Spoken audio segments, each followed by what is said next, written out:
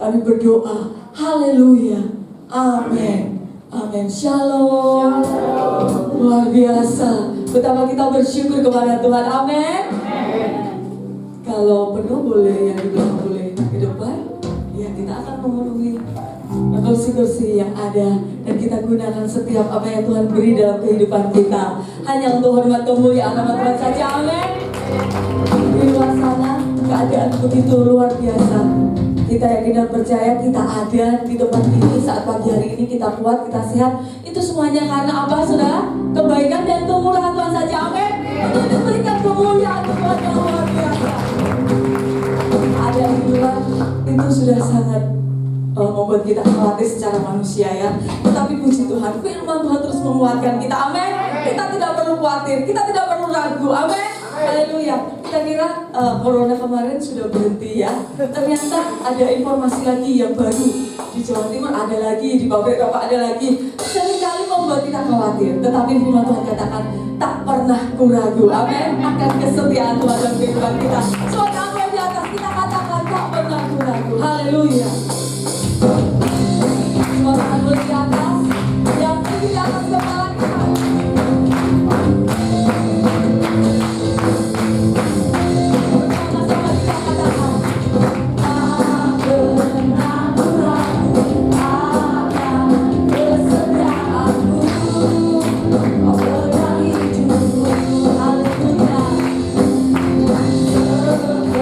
Suaranya mana ya?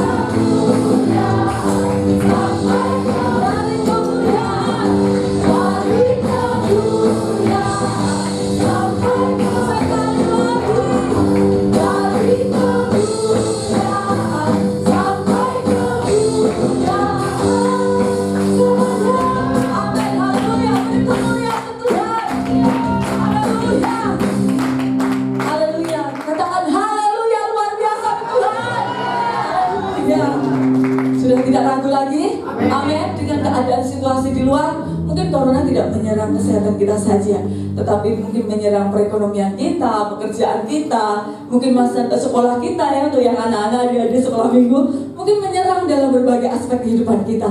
Tetapi kita boleh katakan hanya dekat Allah saja. Amen. Kita boleh tenang. Amin. Haleluya. Kita tidak akan goyah untuk selama-lamanya, karena hanya dekat Tuhan saja kita boleh merasakan ketenangan. Amin. Kalau mungkin kita dekat anak, suami, istri, kita merasa tenang. Dan kalau kita ditinggalkan, kita juga gak tenang.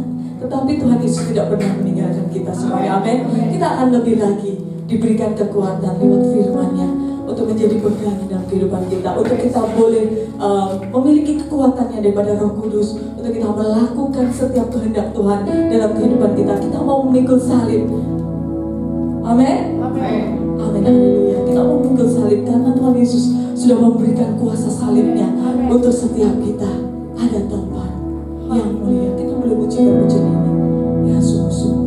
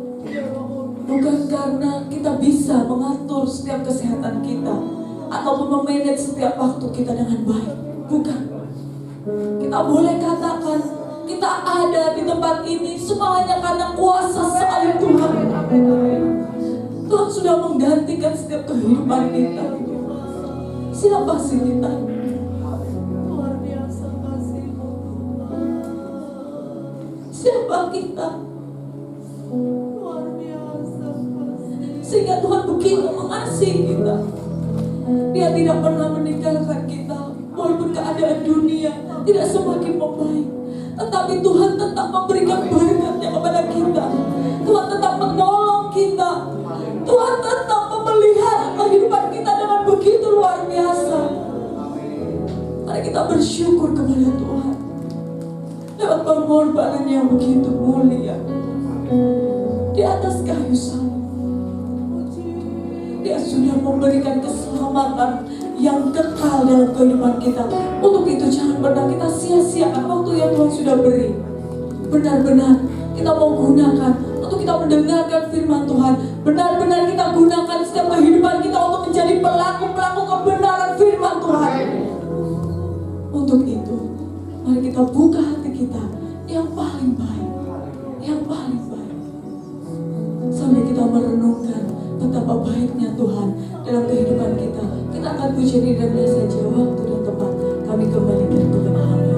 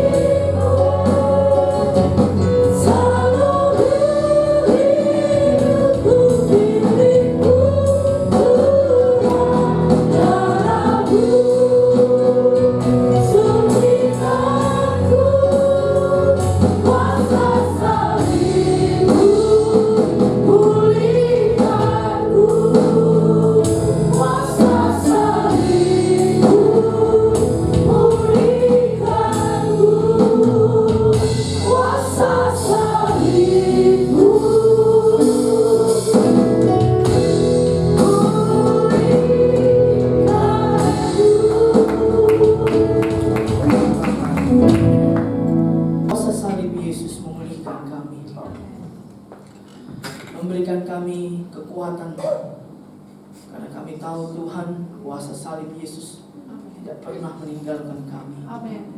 Untuk itu Tuhan, kami mau datang ke hadirat-Mu. Kiranya Tuhan memberikan kami kekuatan. Amin. Kami akan merenungkan firman Tuhan. Ya Yesus. Biar Tuhan berbicara bagi kami. Di Amin. dalam nama Tuhan Yesus Kristus kami berdoa. Amin. Shalom, puji Tuhan.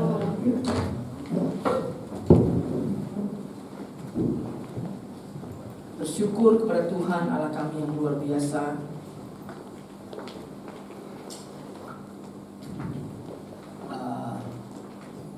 Karena begitu besar kasih Tuhan pada kita, sehingga kita tahu bersama kita sudah melewati Paskah. Dia mengaruniakan anaknya yang tunggal itu untuk kita. Sebentar lagi kita akan masuk kepada kenaikan Yesus, dan kemudian kepada kebangkitan Yesus di atas kayu salib. Saudara yang dikasihi oleh Tuhan, di masa-masa yang sulit seperti ini tidak banyak yang bisa kita lakukan. Saudara, mungkin ada yang sudah libur panjang ya. Kalau anak sekolah udah libur panjang banget ya. Kalau Stella udah libur panjang-panjang banget dari itu hari ya. Jadi dia bersukacita sekali karena dia libur total ya. Nah, sekalipun tiap hari dia ngantor di depan laptop saya. Saudara, beberapa waktu lalu kita sudah bahas tentang agape itu, dan kita sudah bahas bahwa dalam sebuah pernikahan, masakan kita memulai segala sesuatu dengan roh, kita mengakhirinya dengan daging, ya, saudara. Dalam kehidupan kita sehari-hari pun, pertanyaan itu selalu timbul. Oleh karena itu, saya akan lanjutkan kembali tentang hal itu ya. Kita buka dalam Galatia pasal 3 ayat 3. Galatia pasal 3 ayat 3. Saya saking seringnya pakai masker, sampai kalau masker saya buka itu saya rasa ada sesuatu yang hilang. Kenapa kok saya tarik nafas bisa bolong begini ya? Nah, kayaknya ada yang kurang di wajah saya, menutupi kekurangan. Adakah kamu sebodoh itu, kata firman Tuhan? Kamu telah mulai dengan roh, maukah kamu sekarang mengakhirinya dalam daging? Saya rasa kita bangkit berdiri dan kita mempertanyakan hal ini pada diri kita sendiri ya. Kita sama-sama membacanya, sekalipun di dalam masker dapatnya. 1, 2, 3. Adakah kamu sebodoh itu? Kamu telah memulai dengan roh, maukah kamu sekarang mengakhirinya di dalam daging? Sekali lagi ya, 1, 2, 3. Adakah kamu sebodoh itu? Kamu telah mulai dengan roh, maukah kamu sekarang mengakhirinya di dalam daging? Ya, silakan. Tante Bella sudah mulai lagi dengan namanya, dia sebutkan ya. Adakah kamu sebodoh itu, Siana? Ya. Nah, adakah kita sebodoh itu? Jadi orang yang memulai dengan roh dan mengakhiri dengan daging itu disebut bodoh. Bukan kalau orang nggak bisa belajar, bukan kalau sekolah lalu ujian dia dapat 4, 3, 2, 1 gitu ya. Lalu dia disebut pekok, bodoh gitu ya. Ternyata bukan. Firman Tuhan katakan orang bodoh itu adalah orang yang pernah hidup di dalam Kristus, tapi meninggalkannya, bukan meninggalkan saja ya, tetapi kehidupannya ternyata adalah kehidupan yang menyerupai daging, melakukan keinginan-keinginan dan kesenangan sendiri. Itulah orang bodoh itu ternyata. Ya, saudara, wah, enak banget ya kedengarannya ya. Kita akan lanjutkan ayat ini. Kita dalam Galatia pasal 5 ayat pasal 3 ayat 1 sampai 5. Ini ngomong. Berikutnya deh. Ya. Galatia pasal 1, Galatia pasal 3 ayat 1 sampai 5 ya. Kecil-kecil ya, tapi kelihatan ya. Orang tua-tua pasti lihat ya. Hai orang-orang Galatia yang bodoh. Siapakah yang telah mempesona kamu? Bahkan Yesus Kristus yang disalibkan itu telah dilukiskan dengan terang. Bukankah Yesus Kristus yang disalibkan itu telah dilukiskan dengan terang di depanmu? Hanya ini yang hendak diketahui daripada kamu. Apakah kamu telah menerima roh karena melakukan hukum Taurat atau karena percaya kepada pemberitaan Injil? Adakah kamu sebodoh itu? Kamu telah mulai dengan roh, maukah kamu sekarang mengakhirinya di dalam daging? Sia-siakah semua yang telah kamu alami sebanyak itu? Masakan sia-sia? Jadi bagaimana sekarang? Apakah Ia yang menganugerahkan roh kepada kamu dengan berlimpah-limpah dan yang melakukan mujizat di antara kamu berbuat demikian karena kamu melakukan hukum Taurat atau karena kamu percaya kepada pemberitaan Injil? Nah, itu dia pertanyaannya ya. Saudara, kalau kita baca di ayat yang terakhir tadi, Ia yang telah memberikan roh kepada kamu secara berlimpah-limpah. Ya. Nah, dan melakukan mujizat di antara kamu. Saudara, berlimpah-limpah itu seperti begini ya. Tuh. Ya. Berlimpah-limpah. Dan melakukan mujizat di antara kamu. Lalu kita bilang, saya tidak pernah merasakan mujizat. Kalau orang ajak bersaksi ya, ayo saudara, apakah Anda mengalami mujizat Tuhan ya? Sekecil apapun, ayo maju ke depan untuk bersaksi ya. Adakah mujizat kecil dan besar? Ada mujizat kecil dan besar. Yang menjadi kecil dan besar adalah pikiran kita yang membuatnya menjadi kecil dan besar. Prediksi manusia, padahal sebenarnya mujizat Tuhan itu selalu besar. Pasti besar, tidak ada yang kecil. Tapi karena semua orang dapat yang sama, jadi kita anggap itu kecil. Padahal contohnya saja bernafas. Ada orang maju ke depan, saya akan bersaksi. Setelah dipanggil dia naik maju ke depan, saya akan bersaksi, Pak. Saksinya apa, Bos? Puji Tuhan karena saya bisa bernafas ya. Tidak ada ya, kecuali kita tahu dia habis sesak napas, sudah mau mati gitu, tiba-tiba saya masih bisa bernafas pada hari ini. Puji Tuhan, dia nangis, puji Tuhan. Tapi kalau tiap hari bernafas, tiba-tiba dia bilang, puji Tuhan saya bisa bernafas, tidak ada. Dianggap karena kenapa? Dianggap kecil, biasa saja. Padahal saudara berhenti bernafas 5 menit aja, saudara langsung pergi. Coba ada orang berhenti bernafas 5 menit, coba tahan nafas 5 menit. Itu penyelam mutiara itu sampai telinganya pecah-pecah, mereka bisa tahan nafas. 4 menit, kapan 3 menit gitu. Coba 10 menit, coba.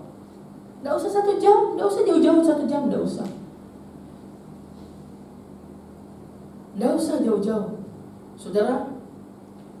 Saudara pernah nonton film Breaking Through, kalau tidak salah anak pemuda remaja nonton ya. Bagaimana dia tercelup masuk ke dalam air es itu.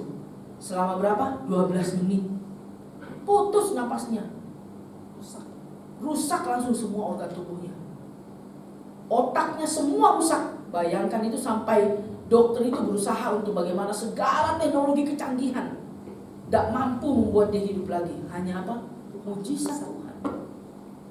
Itu 12 menit dia masuk tenggelam, berhenti napas dia 12 menit. Saudara, itu sesudah angkat naik itu pemicu dipicu itu yang pukul dia punya jantung sampai dipukul, dipencet, akan terus menerus sampai akhirnya degup lagi, duduk jantungnya duduk. Tapi sesudah itu sampai dokter yang canggih, sudah paling pintar pun sudah menyerah waktu itu. Lalu kita tidak pernah bersyukur dengan kita bisa tarik nafas. Kita tidak menganggap itu mujizat yang besar. Oh, biasa saja ya. Nah, setiap hari Tuhan memberikan kita mujizat. Kita bisa minum, tadi pagi kan ada Dewi itu ya. Kita bisa minum, tidak ada orang saya mau bersaksi, saya bisa minum hari ini. Tidak ada, karena dianggap kecil, sama-sama bisa minum aja kok. Malah kalau air putih kita tidak mau minum, mesti teh, manis, legi. Tidak lama kemudian kena kencing manis. Ya, air putih, apa yang mau disyukuri air putih itu ya?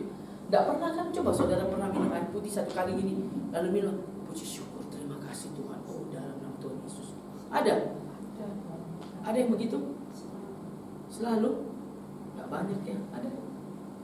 Puji Tuhan, puji Tuhan, puji Tuhan. Bisa minum. Saudara Cidewi tadi pagi ada bagaimana Kodoni itu kalau waktu kena udah gagal ginjal ya. Itu kalau orang gagal ginjal itu takaran minumnya sudah ada.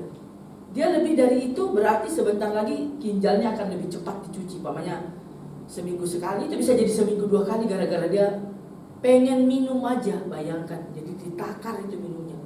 Saya pernah lihat itu orang minum, kasihan misalnya segini-gini ya, takar minum, aduh, langsung leher saya haus. Kita aja minum gelak-gelak gini tanpa rasa bersalah. Apakah itu mujizat kecil? Besar. Kita bisa minum itu besar sekali. Karena kalau kita tidak minum, saudara-saudara dehidrasi itu, saudara bisa kehilangan banyak organ, saudara bisa mati mendadak. Nah, yang dikatakan oleh firman Tuhan di ayat yang ke-5, jadi bagaimana sekarang? Apakah Ia yang menganugerahkan roh kepada kamu dengan berlimpah-limpah? Bagi kamu yang siapa? Yang terima Yesus sebagai Tuhan dan Juru Selamat, yang sudah mengawali hidupmu dengan roh, yang datang kepada Tuhan dan berkata, ampuni aku Tuhan, aku mau melakukan apa yang kau inginkan. Betul-betul kita militan sekali ya. Yang sini ingat waktu masa muda ya, jalan kaki mau ya kan banyak sini jemaat yang masih lama ya. Tahu kan dulu jalan kaki ya ke gereja, mana ada kendaraan dari Kedung sana. Tidak ada. Jalan kaki, Bo. Di jam berapa itu ibadahnya? 3 siang ya. Sedap bener ya. Panas terik bener-bener. Yang dari Karang Tengah itu mana Mbak Yani? Jalan kaki ya Mbak Yani? Ya? Jalan kaki. Di panas terik. Yang pelayanan mana aja jalan kaki? Yang ini tidak ada motor, tidak jalan. Ulah panas, ulah. Steve waktu kecil-kecil iya jalan kaki. Dia waktu kecil dia ikut kita jalan kaki ya. Dia jalan duluan, lari di gunung sana. Kita jalan udah pernah. Gitu gitu ya. Dia lari, dia tungguin kita, dia bosan, dia turun lagi. Dia naik, jalan lagi sama-sama kita, lari lagi naik ke atas, turun lagi. Saya dalam hati saya, ini anak satu tenaganya kok udah habis ya.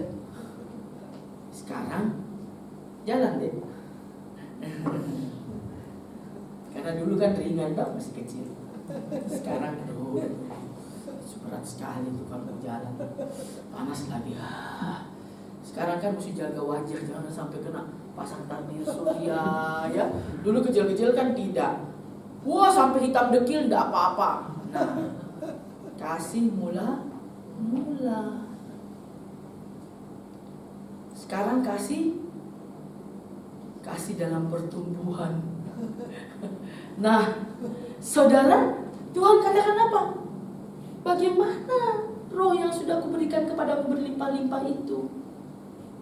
Ketika kamu terima Yesus sebagai Tuhan dan Yesus, bukan karena hukum Taurat, bukan karena kamu berbuat baik, tapi kamu berkata, aku mau Tuhan mengiring engkau. Ini aku, kubuka hatiku, kuberikan semua hatiku kepadamu. Maka Tuhan mencurahkan rohnya yang kudus kepada kita. Terus menerus dengan firman diberikan kepada kita terus menerus. Yang jadi persoalan, kita berlimpah atau tidak. Hanya orang yang berlimpah dengan roh itulah, dikatakan oleh firman Tuhan apa? Dia yang mampu melakukan firman itu terus menerus, tidak mandek, tidak stop karena keadaan, tidak berhenti karena kesenangannya tidak nyampe. Kita lihat air ini, saudara. Ada yang penuh banget, ada yang setengah penuh, ada yang setengah lagi. Sama-sama diisi ya. Sama-sama diisi ya. Diisi terus menerus. Tapi yang satu bisa penuh sampai bisa keluar, membludak ya. Yang satunya lagi isi tapi tidak bisa penuh. Satunya lagi isi tidak bisa. Satu isi, satu melarat sekali terus di bawah tidak bisa penuh. Saudara tahu yang berkenan yang mana? Yang ini. Yang bisa mengeluarkan buah roh itu terus menerus. Yang mana yang berkenan? Yang ini. Ini yang disebut hidup dalam roh. Terpupus karena waktu dan keadaan jadi kayak begini. Dia lakukan tapi ya ada kalanya dia tidak mau karena bertabrakan dengan kesenangannya. Dia tidak lakukan. Ada ini lagi, bertabrakan dengan ngantuk, malas. Bertabrakan dengan pemalas ini. Wah, ini lebih malas lagi nih. Ini super malas itu. Masuk tapi kosong.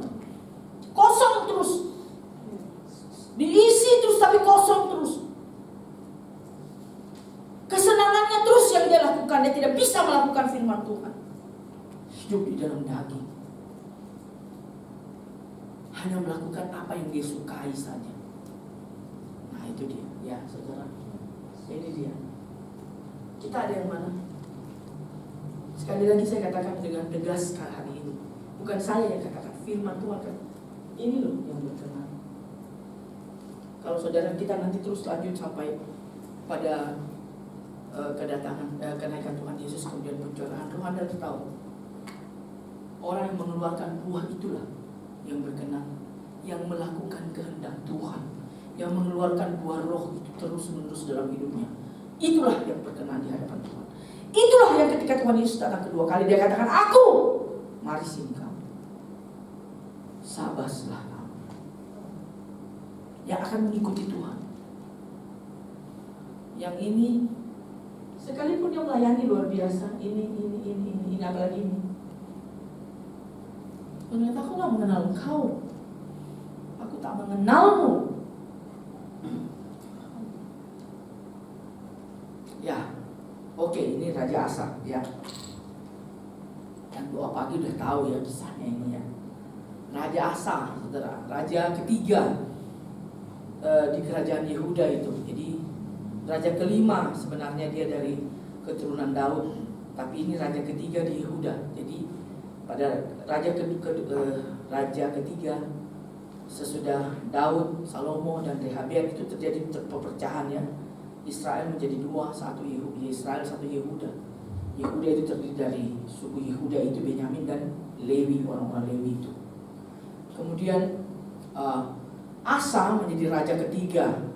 Tetapi Asa ini baik sekali, dia tidak mengikuti kakeknya dan bapaknya ya. Dia itu benar-benar takut akan Tuhan. Jadi semua penyembahan berhala dia hancurkan semuanya. Dihancurkan sama dia. Dia mau kembalikan semua hidup seperti apa yang Tuhan inginkan ya. Saudara, dia juga membangun kota-kota benteng ya, berbenteng-benteng untuk menjaga bangsanya itu. Saudara yang dikasih oleh Tuhan, satu waktu kelak Raja Kus dari Ethiopia itu, waktu itu Ethiopia adalah negara besar ya sebenarnya. Sebenarnya mereka adalah negara besar Ethiopia itu. Tapi karena dosa itulah mereka terpuruk luar biasa sampai jadi negara yang begitu miskin. Tapi sekarang katanya mereka sudah bangkit menjadi negara yang luar biasa. Ya, dalam perekonomian mereka begitu hebat ya. Mereka belajar dari orang-orang Israel itu. Saudara, akhirnya Kush itu mau menyerang mereka. Waktu saudara tahu Raja Kush ini, Ethiopia adalah negara yang besar, mereka punya 1 juta tentara. Ya, 1 juta tentara di zaman itu. Di zaman itu bukan main, berarti besar sekali negaranya ya.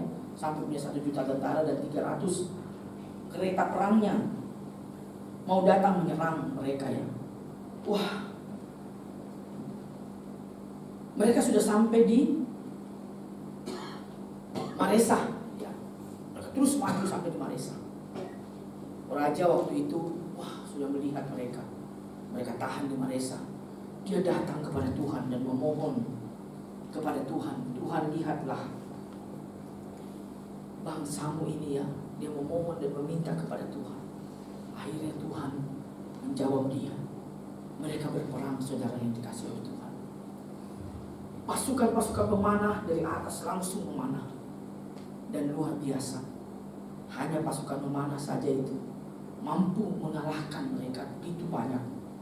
1 juta terpukul ya, diusir. Mereka terus maju, bangsa Yehuda terus maju, terus sampai ke Gerar ya. Di sana mereka menjarah semua kota-kota di dekat Gerar.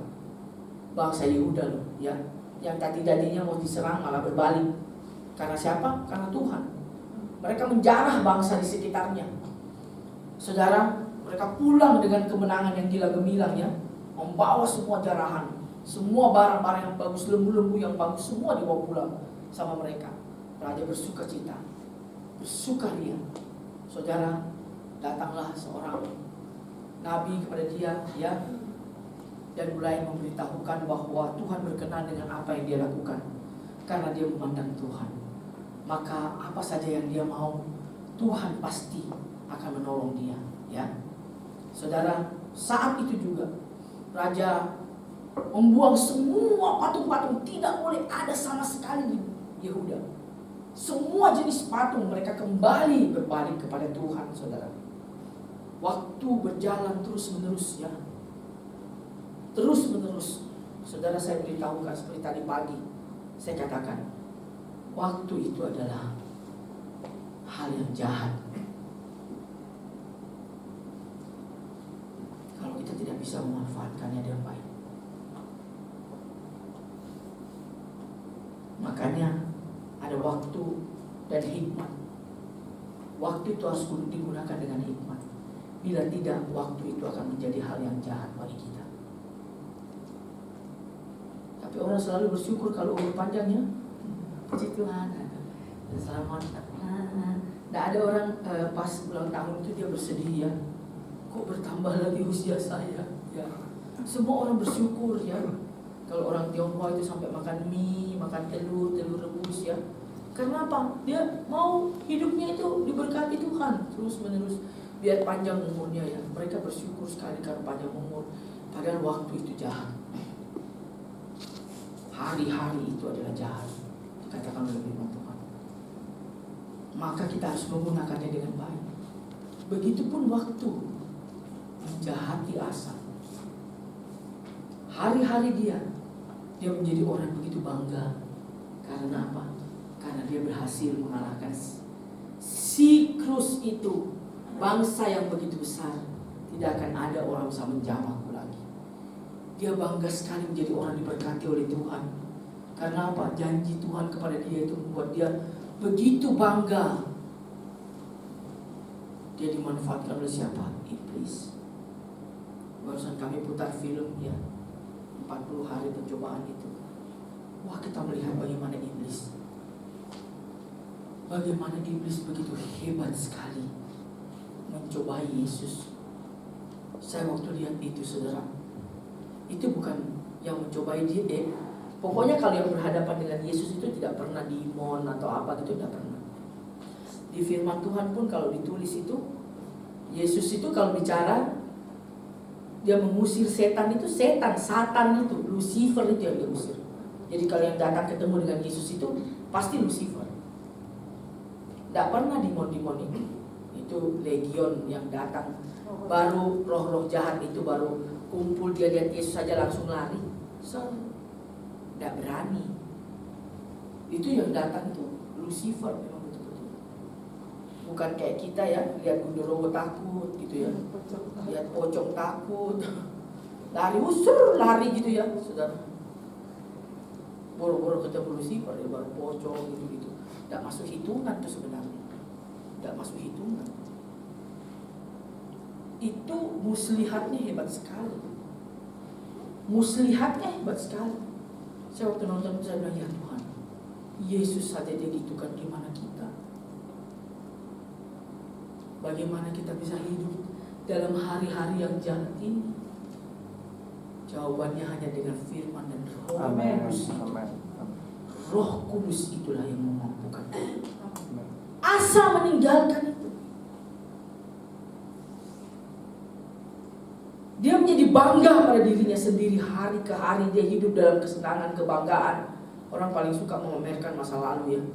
Cerita malu, wah dulu waktu saya, kalau bapak dulu cerita ya, wah dulu Pak oke, Asa ya, atau Bu E, wah dulu waktu Bu E itu masih muda, Pak E mukui kejar-kejar Bu E ya, Pak Emu, waduh ya, kejar-kejar ibu, masa ibu nggak lihat sebelah mata, waduh, ya.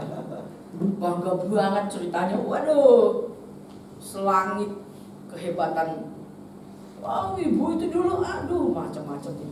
Pak Ewas dulu bapak itu, iya Pak dulu ganteng, tinggi, sekarang maaf kata ya, menyusut, ya. Ya dulu ya. Asa tenggelam dalam kehebatannya itu. Satu waktu, saudara, ini Raja Basa ya, raja di Israel. Jadi kan ada Israel dan Yehuda ya. Dia mulai mengatur siasat untuk menyerang Yehuda. Caranya dia menutup Rama, membangun benteng di Rama. Ini Rama ya, ini Yerusalem, ini Israel. Rajanya Basa, ini Raja Asa. Dia menutup ini supaya orang tidak boleh lewat masuk ke Yerusalem, karena Yerusalem ini bayangkan aja ya, tidak ada kasihan dia punya laut ini. Ini kan kalau seumpama orang mau menyeberangkan, maksudnya orang bisa bisa dari sini kan, dari laut bisa toh. Dia tidak ada ini Ethiopia, Mesir ini Mesir. Dia tidak bisa, tidak ada musuh semua dari dulu. Ternyata dia tinggal dikelilingi musuh. Mana ada orang bisa masuk di lewat laut mati ini? Tidak ada orang bisa melewati laut mati ini. Sama aja bohong kalau di sini tidak ada kapal, tidak ada apa. Harusnya dari sini satu-satunya tempat dia, karena mereka bersaudara. Harusnya dari sini tidak dia tutup. Dia tutup, nggak mau tahu. Sengaja supaya orang Yehuda itu mati. Orang yang lewat langsung disikat. Nah, wah, Pada saat itu Asa mumet ya, dia lupa pada Tuhan. Apa yang dia lakukan? Dia kumpulkan semua emas, termasuk emas dari perbendaharaan bait suci. Dia keruk semua emas itu, tembok-tembok dikeruk semua sama dia. Untuk apa? Diberikan kepada Raja Aram. Ini Raja Aram ya. Diberikan kepada Raja Aram. Supaya apa? Supaya nanti Raja Aram ini tidak berteman dengan Israel lagi. Jadi dia jangan sembarang-sembarang. Jadi Israel biar tidak berani menyerang dia. Saudara, dia melanggar ketentuan-ketentuan yang ada. Dia dengan sengaja, saudara, menyakiti hati Tuhan dan mengambil perbendaharaan Tuhan itu dan memberikan kepada siapa? Kepada Raja Aram. Betul, Israel tidak jadi menyerang dia. Benar, tidak salah, saudara. Tetapi diberikan kepada Raja Aramnya. Tetapi saudara, satu hari datanglah seorang pelihat menegur Raja Asa. Dia katakan, kamu dulu itu pernah berperang melawan Ethiopia. Dalam keadaan terpurukmu kamu datang kepada Tuhan dan Tuhan menolong kamu. Tapi sekarang kamu berlaku bodoh. Jadi orang bodoh itu adalah orang yang meninggalkan roh dan masuk kepada kedagingan, kesenangannya. Kamu sudah berlaku hal yang menyakitkan itu.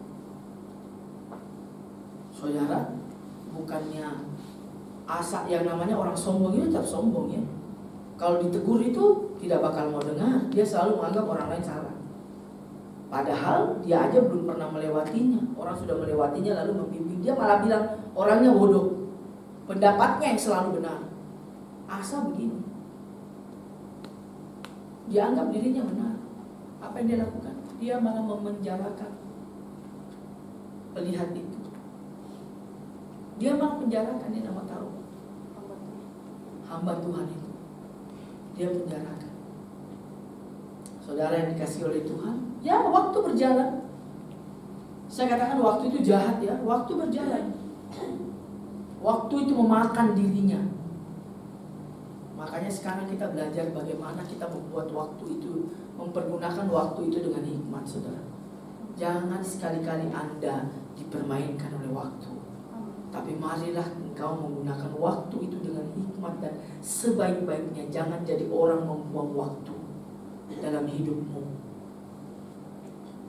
Asal ada kesempatan, lakukan yang saya senang.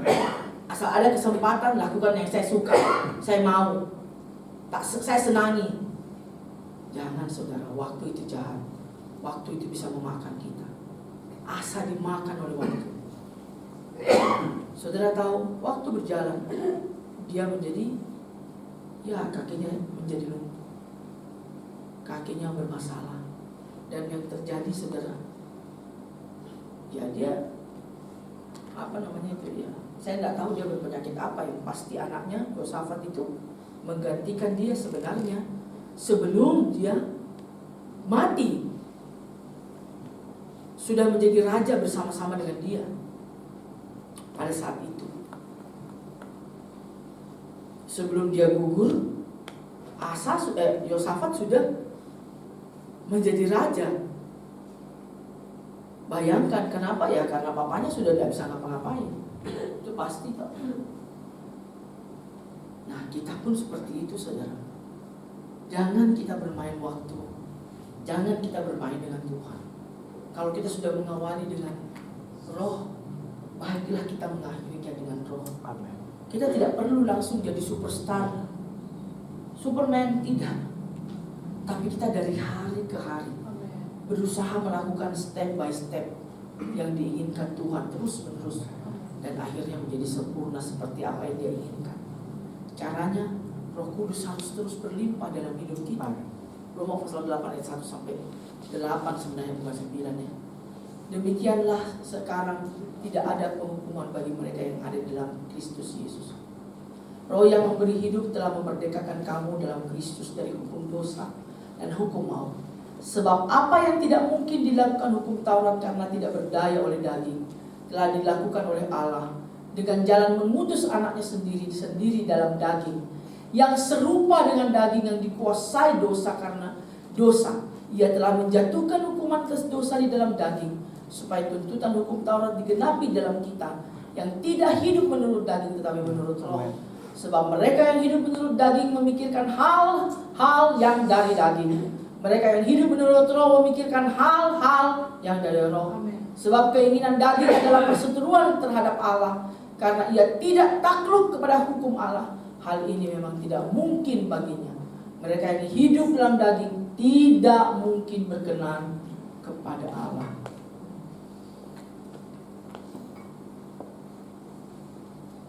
Saudara yang dikasih oleh Tuhan, kalau kita sudah tua, orang-orang yang sudah berumur, ya, karena mereka tahu umurnya sudah tua, jadi mereka semakin dekat dengan Tuhan, ya.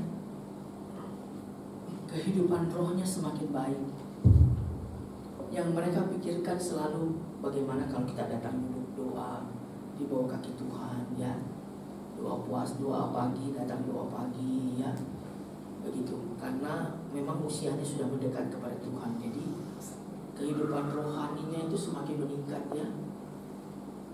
Tapi kalau anak muda, kalau kita tanya, apa program anak muda? Kalau orang tua itu kita doa puasa gitu, ya. Kita doa bersama, karena memang mereka kehidupan roh. Tapi kalau anak muda enggak? Piknik. Jalan-jalan. Ya toh? Karena apa? Keinginan dagingnya masih kuat. Saya ngomong serius. Jalan-jalan, jadi kalau ketemu itu pasti kita sudah ini kemana ya jalan-jalan? Kita mau ke ini, ya, itu. Salah ya saya? Enggak, ya? Enggak salah, ya? Nah, salah? Salah, ya? Salah. Kalau orang tua-tua, enggak usah lah kita piknik, kita duduk saja doa. Ya, anak muda bilang begini, bosan banget orang tua itu. Mereka cuma mau doa saja. Kenapa bisa begitu, saudara? Karena kehidupan roh mereka memang sudah menuju ke sana. Tapi kalau anak muda bisa punya hidup hanya mau doa saja, luar biasa. Amin. Saudara tahu itu pendeta-pendeta, penginjil-penginjil besar seperti John Sung dan sebagainya, mereka dari masih muda kehidupan doa mereka luar biasa. Kedekatan mereka dengan Tuhan itu luar biasa. Lalu mereka bisa jadi besar begitu. Jangan nanti sudah mau bau-bau apa itu? Bukan saya bilang, ya, bau-bau itu, ya, bunga-bunga itu, ya. Baru kita masih punya kehidupan, baru berusaha doa. Jangan. Justru di saat muda itulah kamu akan dipakai begitu luar biasa. Amin. Kenapa, saudara? Seperti tadi lukisan tentang, gambaran tentang air tadi itu. Kalau masih ada daging dalam dirimu ini, keinginan daging, dikatakan apa? Yesus itu datang 100% dia manusia. Kalau ada nonton film 40 hari dia dicoba itu, 100% dia manusia. Dikatakan dia terikat juga oleh daging. Daging yang sudah diserahkan kepada dosa ini. Tapi dia bisa keluar karena apa? Firman dan Roh Kudus yang membuat dia mampu berhasil. Luar biasa. Kita pun mampu. Amin. Jangan Anda sekali-kali membiarkan diri Anda tidak dikuasai oleh roh, dengan masih menyimpan sesuatu di hati. Masih ada ruangan yang Anda taruh untuk kedagingan dan kesenanganmu. Aduh, kalau saya tidak bisa melepaskan ngomel ini, sulit. Ngomel itu kenikmatan. Aduh, Pahit di hati itu suatu kenikmatan. Berpikiran negatif tentang orang itu satu kenikmatan.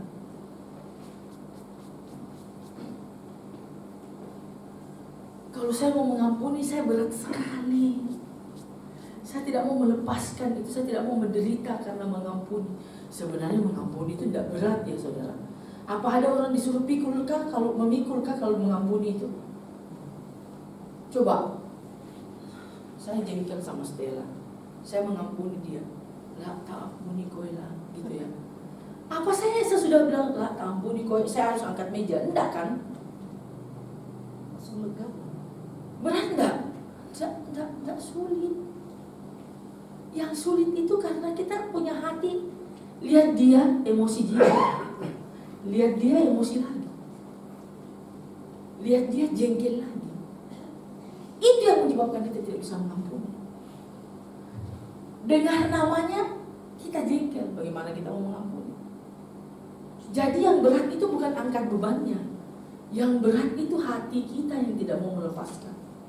Pikiran kita yang tidak mau kita cuci. Seperti Raja Asa, sombong gak kuat.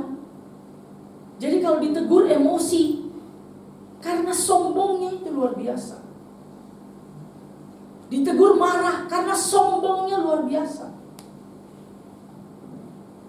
Begitupun orang yang tidak mau mengampuni itu karena sombongnya luar biasa. Dia merasa dirinya benar.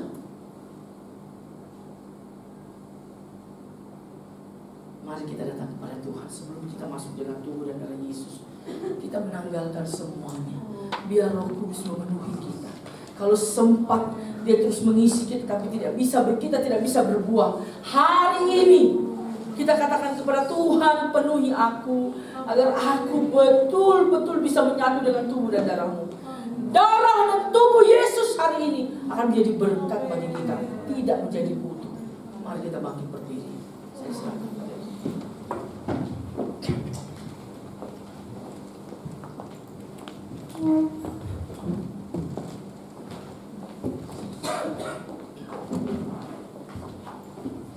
Haleluya. Mari kita datang kepada Tuhan. Firman-Nya sudah selesai disampaikan. Betapa rindunya Tuhan, betapa rindunya Tuhan. Kita berjalan di dalam Roh supaya kita bisa ketemu di dalam kerajaan surga. Pujian yang terbaik, yang terindah, yang tertulus dari hatimu saat ini. Tidak ada mulut yang tidak memuji Tuhan. Tidak ada mulut yang tidak mengagungkan Tuhan. Engkau begitu baik Tuhan. Engkau sangat baik Tuhan. Haleluya. Haleluya.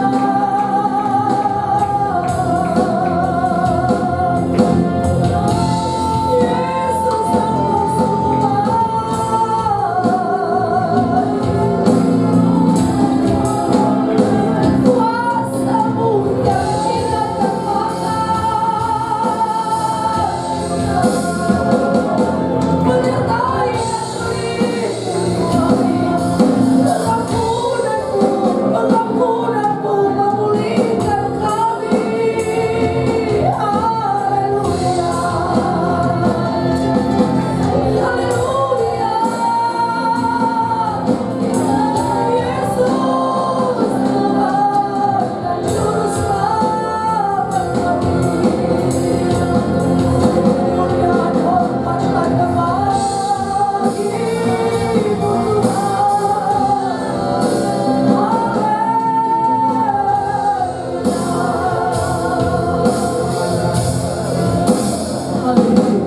keluarga Elroy, keadaan sementara menghadang kita bagaikan singa yang mengaum-ngaum untuk menghabisi kita dengan penyakit. Kalau tidak dihabisi dengan penyakit, dia ancam ekonomi kita. Dia mulai meresahkan hati suami, meresahkan hati istri. Anak-anak mulai tidak teropeni. Sekarang sekarang seluruh keluarga Elroy pandang Yesus yang empunya hidup, yang empunya hidup, yang tidak pernah lupa mengayomi umat pilihannya, yang tidak pernah lupa memelihara umat-umat pilihannya. Firman Allah berkata, kasih setia Tuhan, rahmat Tuhan selalu baru tiap pagi, tidak akan pernah berubah. Sekalipun kondisi sekarang seolah-olah tidak ada harapan, keluarga Elroy yang punya Yesus masih ada harapan, tetap ada harapan. Itu sebabnya datang pada Tuhan. Engkau yang berkomitmen menjalani hidup ini dengan roh, berdoa pada Tuhan. Kita akan keluar dari pintu gerbang gereja dengan sudah ditudungi dengan kemuliaan Allah, sudah ditutup bungkus oleh hadirat Allah, oleh darah Yesus. Haleluya Yesus.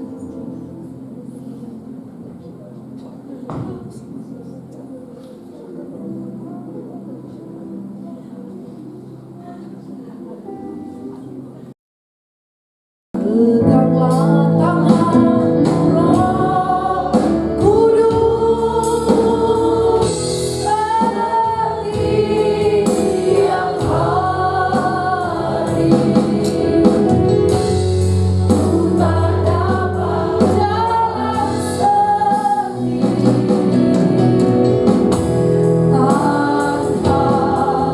Roh.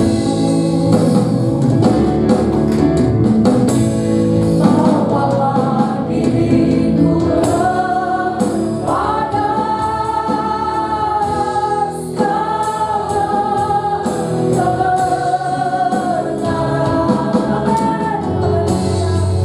agar terima kasih banyak ya Roh Kudus yang sudah memimpin ibadah raya siang hari ini dari keluarga Elroy.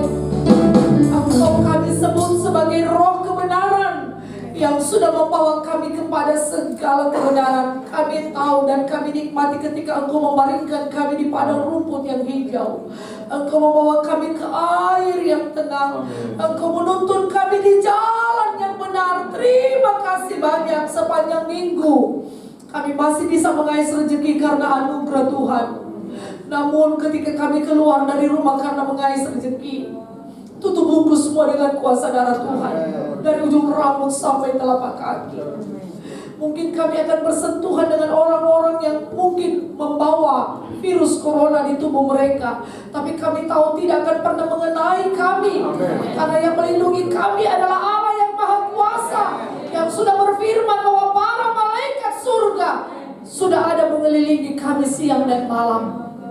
Kami akan menuai rezeki-rezeki untuk kebutuhan kami sepanjang minggu ini, dan Engkaulah yang pelihara kami. Terima kasih banyak Tuhan. Pertanian perdagangan kami sebagai karyawan, sebagai buruh, sebagai pendidik, sebagai sopir, sebagai penjahit, sebagai tukang, menjajakan masakan-masakan, berwirausaha dalam bentuk apapun, kami bisa berkata dengan iman, jika Allah di pihak kami, siapa lawan kami? Apa yang bisa dibuat oleh manusia kepada kami? Dan kami betul-betul mengimani minggu ini, minggu kemenangan, minggu sehat, minggu bahagia, minggu berkeuntungan, minggu keberhasilan dalam nama Tuhan Yesus Kristus. Kekasih-kekasih Tuhan, milik kepunyaan Tuhan yang sangat berharga. Mari kita pulang sambil membawa berkat penuh, berkat damai sejahtera dari Allah Bapa, serta cinta kasih sayang dari Tuhan kita Yesus Kristus, dan persekutuan di dalam Allah Roh Kudus lewat penghiburannya, pertolongannya, kekuatannya, penyertaannya, kemenangannya mulai siang ini, besok, bahkan sampai Maranatha. Tuhan Yesus datang pada kali yang kedua, membawa kita semua masuk ke kota emas, Yerusalem baru, yaitu sorga yang kekal, dalam nama Tuhan Yesus Kristus. Haleluya. Bapa